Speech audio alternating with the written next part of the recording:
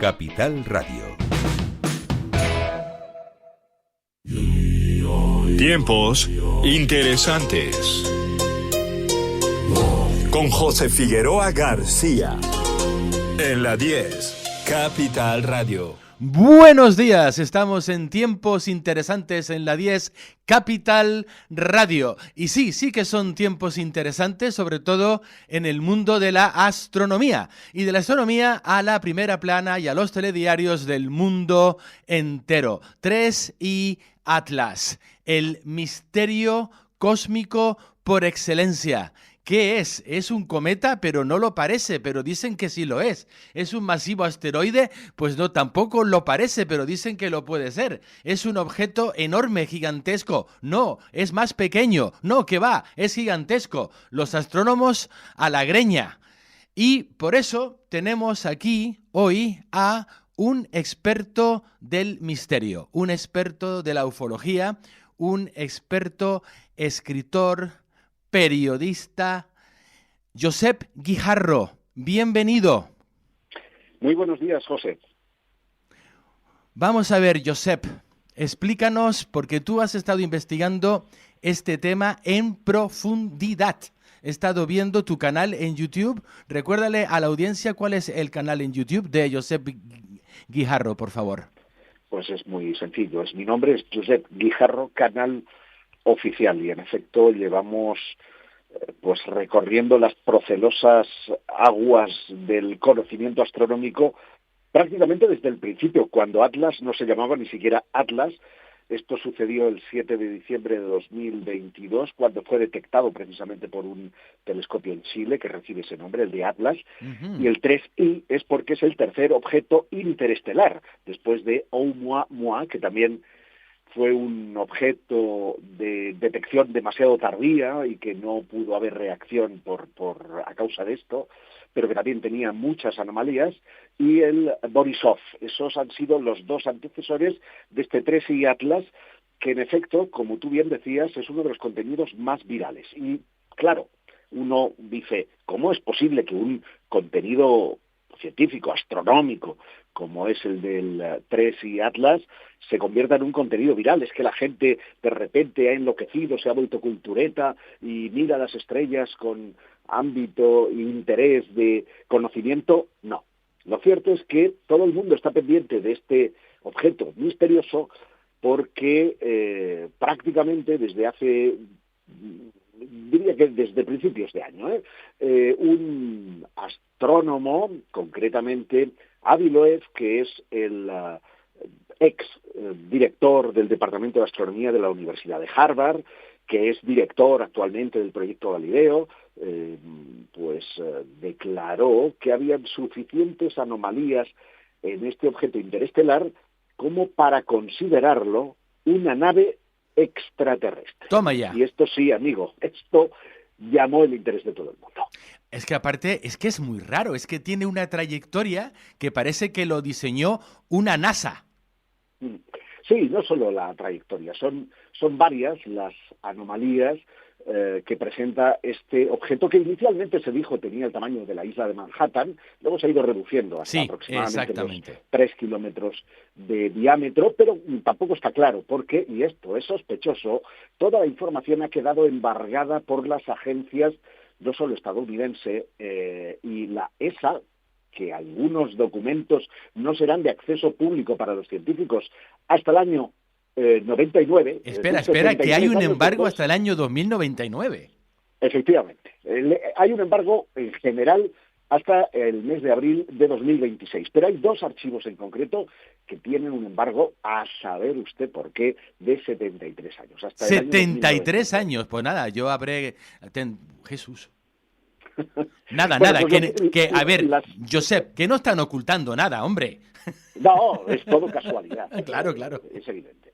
Pues fíjate, hay algunas anomalías que puso en solfa precisamente el director del Departamento de Astronomía de Harvard, Avi Loeb, que es un tipo que en lo personal me gusta mucho porque, a pesar de que él sea un astrofísico y por lo tanto una mente muy racional y muy cartesiana, él siempre ha reconocido que él apuntaba para las humanidades. Entonces, hizo lo contrario que yo, que estudié letras, pero me apasionaban tanto las ciencias que las cultivaba en secreto, pues ha hecho al revés. Le gustaban tanto las humanidades que las cultivaba en secreto. Y hace preguntas muy incómodas que el resto de la comunidad científica pues se ve eso, muy incomodado. Bueno, él resaltaba, por ejemplo, que la proporción de CO2, agua, era de 8:1, cuando lo normal, por otros casos previos, es que ese fuera de 6:1, ¿no?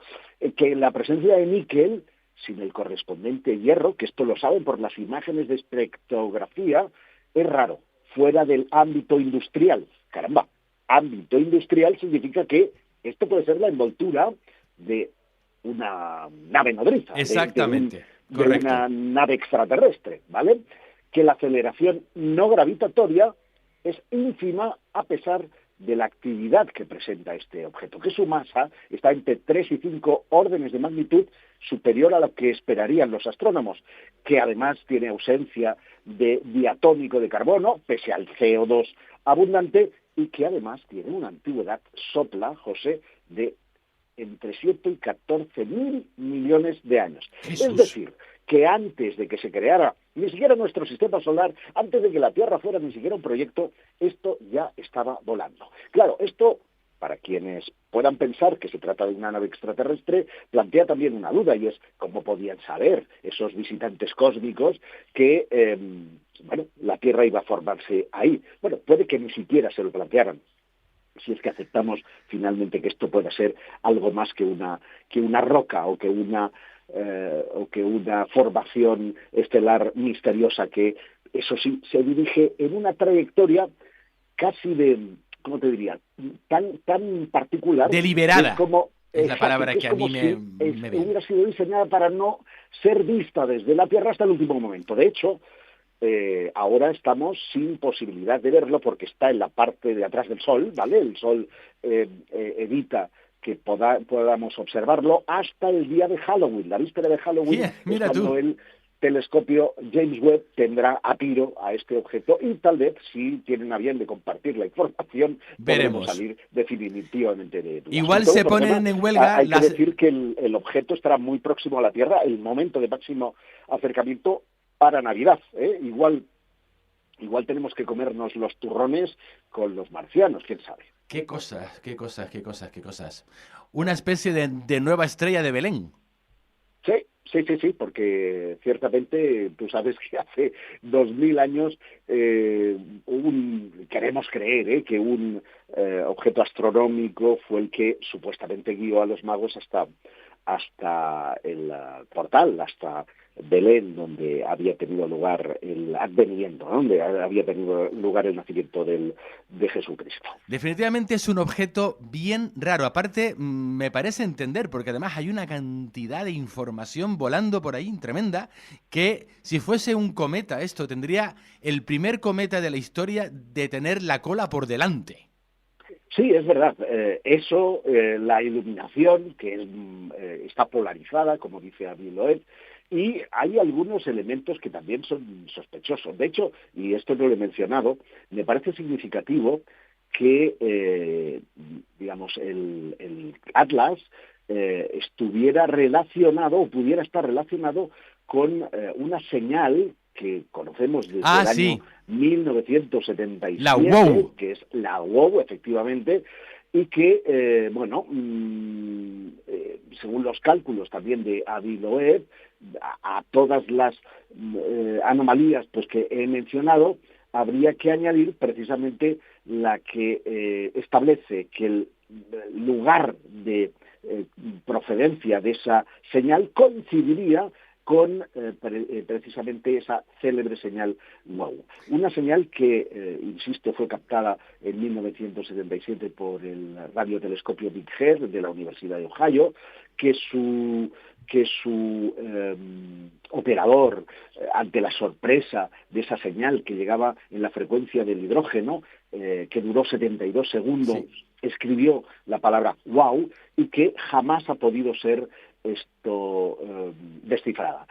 ¿Cuál es el punto? Pues que Aviloev dice que esto se registró en las coordenadas de ascensión y de declinación que corresponderían con la posición del 3 y Atlas, y ostras, es otra casualidad más dentro de este entroncado puzzle de anomalías que presenta el 3 y Atlas. No es extraño, pues, que con todo esto que estoy comentando, esto se haya convertido definitivamente en uno de los contenidos más virales. De hecho, poner 3 y Atlas hace que los algoritmos se vuelvan locos y que se replique absolutamente por todo Internet. Tenemos un mensaje de la audiencia. Sí.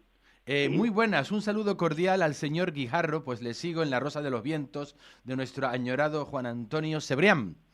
¿Qué veracidad tiene el supuesto visto grabado de la nave encontrada en Marte donde se hallaban los restos de una tripulante con rasgos asiáticos? Pregunta de la audiencia. Cero credibilidad. A Marte no ha llegado, al menos oficialmente, ninguna de las misiones ni de la NASA ni de la URSS. Es más, supone todavía un reto porque hay que aprovechar lo que se conoce como el ciclo bianual marciano para que esté muy próximo a la Tierra, y esto supone no solamente una complicación a la hora de establecer esas rutas, sino además conocer con absoluta seguridad dónde podría aterrizar una eventual sonda y empezar a crear una especie de asentamiento, que es lo que pretende, por ejemplo, Elon Musk para un futuro relativamente próximo. Yo creo que ni tú ni yo vamos a tener oportunidad de ver cómo ningún ser humano llega a Marte. Bueno, yo como voy a intentar estar vivo para el año... ¿Cuál era? Dentro de ese... Bueno, sí, al final me tendré que hacer un implante. 2099 yo te lo veo complicado, ¿eh? Salvo que tengas, como el conde de Saint Germain, alguna... O como Putin y Xi, que tienen planes. Sí, es verdad, Por eso. Parece que los grandes líderes mundiales están muy interesados en la inmortalidad. Muchísimo, siempre lo han estado. Tremendo. Y dime una cosa, porque estabas diciendo en tu canal de YouTube, estabas diciendo que la ONU, las Naciones Unidas, tenían que hacer algo. Sí, bueno, no lo digo yo, vuelvo a insistir en esa fuente que es Aviloev y que, de acuerdo, él tiene, ¿cómo te diría?, importantes contactos con la administración Trump y también con el Pentágono. De hecho, el Pentágono le asesoró en la localización del IN-2, que era otro objeto, un cometa que supuestamente habría caído al mar, y que él había postulado que ese objeto tenía unas características también ciertamente anómalas. La comunidad científica dijo que él era muy imaginativo, que no había tal historia, y al final resultó que el ejército le dijo, pues mira, sí, tus cálculos son correctos y el objeto cayó en estas coordenadas. Y montó una expedición para localizarlo, que al final se redujo a pasar una especie de patín electromagnético por el fondo marino que cogió unas pequeñas bolitas de aleaciones muy increíbles que aún están en fase de ser ratificadas. De hecho, primero se refutó y ahora parece que nuevos estudios ponen en evidencia que hay anomalías en esas bolitas. Bueno, esto era una anécdota, pero él sostiene precisamente que, en efecto, que este objeto podría de alguna manera ser algo más complejo, algo más complicado de lo que todos nos imaginamos. Porque al final me perdí en la pregunta que era... Que es el tema de que Aviloev está diciendo que las Naciones Unidas tendrían que tomar cartas en el asunto porque no tenemos un protocolo. Claro, te decía el tema de los contactos porque él ha estrechado contactos en las últimas fechas, no solamente con Sean Kirkpatrick, que fue el físico al cargo de la ARO, de la Oficina de Anomalías de todos los dominios, que es la que estudia los ovnis para la administración Trump, sino también con Ana Paulina Luna. Ana Paulina Rubio, wow. Luna, Rubio es el ministro de Exteriores, para entendernos, y Ana Paulina Luna, que era el representante por Florida, está al cargo de lo que se llama Oficina de Secretos Federales. Esta mujer, que antes de ocupar este cargo había sido muy activa en la denuncia del ocultamiento por parte de la Administración de cosas relacionadas con los no identificados, pidió a la NASA colaboración para monitorizar precisamente el 3I Atlas. Y a raíz de esos contactos es como que Aviloev manda un informe pormenorizado a las Naciones Unidas con el propósito de que se prepare ante una eventual posibilidad de contacto. Es decir, que no hay ningún protocolo que establezca quién, cómo, de qué forma tenemos que relacionarnos con esta nueva realidad que sería el contacto extraterrestre. Esto es al margen de 3I Atlas, pero a pesar del 3I Atlas. Quiere decir que las casualidades no existen, y si Aviloev ha mandado ahora este informe a la ONU, es evidentemente para aprovechar el tirón publicitario que está suponiendo el 3I Atlas. Correcto. Aparte, Ana Paulina no da puntada sin hilo. Esta señora sabe mucho, pero muchísimo. Sí, claro. Muchísimo. Está en posesión de muchísima información. Entonces, cuando esta señora dice, ojo con esto, es que algo hay. Sí, a mí no me cabe la menor duda. Quiero decirte, ella tiene acceso a una serie de informaciones restringidas. Exacto. Aunque también es verdad, tengo que serte sincero, que uno esperaría más. Es decir, cuando no estaba en el gobierno, yo la veía con una actitud muy definitiva a liberar información y a contar la verdad. Y sin embargo ahora es mucho más cauta, me imagino que por condiciones de su cargo, y reduce más las expectativas cuando ahora dispone de las herramientas y del presupuesto para tomar las acciones que reclamaba cuando Biden estaba en el poder. Pero se llama política. Estamos acostumbrados, porque se llama política, tú lo has dicho muy bien, y evidentemente es su trabajo y tenemos que entenderlo como tal. Pero yo creo que es verdad que Ana Paulina Luna tiene algunas cosas, algunos haces en la manga para, en momentos determinados, soltar la información que todos estamos esperando. Otra pregunta de la audiencia. Por lo tanto, el proyecto Red Sun sobre la colonización de Marte en los 70 tiene poca veracidad también, supongo. Bueno, a la luz de las informaciones que habían en los años 70, pues no. Lo que pasa es que nos tenemos que enfrentar a los problemas tecnológicos y de ingeniería. Tú date cuenta que las misiones espaciales que hoy en día están surcando los cielos están incorporando tecnologías de hace aproximadamente unos 20 años atrás. ¿Por qué? Porque implementar los modelos más modernos de ordenadores, de comunicaciones, de etcétera, inteligencia artificial, por ejemplo, que sería primordial, ¿verdad? Pues no ofrecen todavía la suficiente fiabilidad para cosas que tienen presupuestos altamente carísimos. Y luego hay que decir una cosa, todos esos papeles de los años 70, esos programas de los años 70 nunca pasaron del papel, nunca se aprobó por ningún presupuesto, es decir, porque existía esa limitación técnica. Otra cosa es que ese sueño, que se viene alimentando desde el siglo XIX, con Schiaparelli y Lowell imaginando esos canales en la superficie marciana, pues sea un sueño que sirve de guía a visionarios como Elon Musk, y en tiempos de bonanza también a las agencias oficiales. Y digo en tiempos de bonanza porque una de las claves que ha impedido que conozcamos más, al menos en teoría, sobre el 3I Atlas, es el cierre de información de la NASA, amparándose en el recorte presupuestario del 25% de sus ingresos por parte de la Administración Trump. De eso justo te quería yo hablar, que ha sido una casualidad, vamos. Es el que impide sobre el papel que tengamos información. Pero alguien puede creerse, José, que un científico, que es científico 24 horas, no está de sindicalista, ante la posibilidad única de estudiar uno de los enigmas más fascinantes a los que nos hemos enfrentado, porque En todos estos siglos de humanidad solamente han pasado 3 objetos interestelares y el tercero lo tienes ahí, cierras el chiringo para no verlo. Anda Es que ya, es muy no fuerte. se lo cree nadie. Eso no se lo cree, vamos. Imposible. Claro. Es tremendo. Aparte, nos toman por tontos.